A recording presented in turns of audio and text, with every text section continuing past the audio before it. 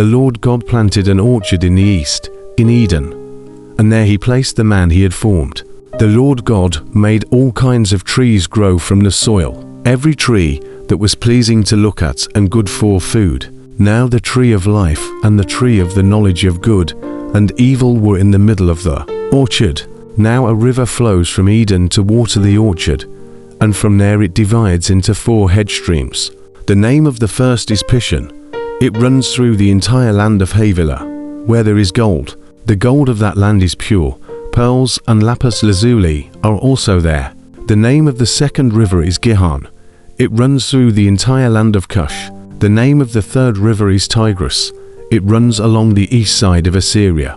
The fourth river is the Euphrates. The Lord God took the man and placed him in the orchard in Eden to care for it and to maintain it. Then the Lord God commanded the man, "You may freely eat fruit from every tree of the orchard, but you must not eat from the tree of the knowledge of good and evil, for when you eat from it, you will surely die." The Lord God said, "It is not good for the man to be alone.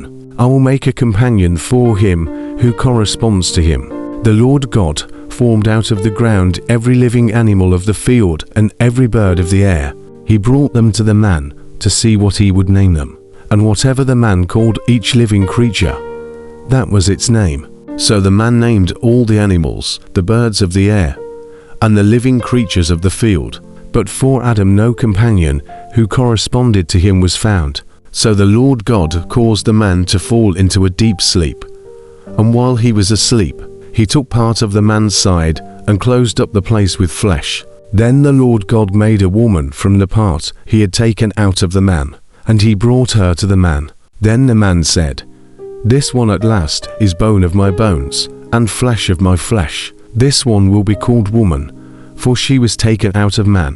That is why a man leaves his father and mother, and unites with his wife, and they become one family."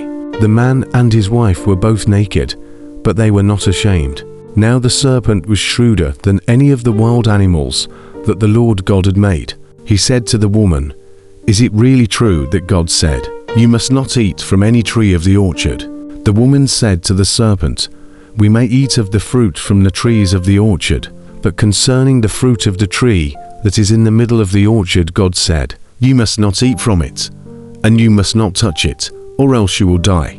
The serpent said to the woman, "Surely you will not die, for God knows that when you eat from it, your eyes will open, and you will be like God, knowing good and evil." When the woman saw that the tree produced fruit that was good for food, was attractive to the eye, and was desirable for making one wise, she took some of its fruit and ate it. She also gave some of it to her husband who was with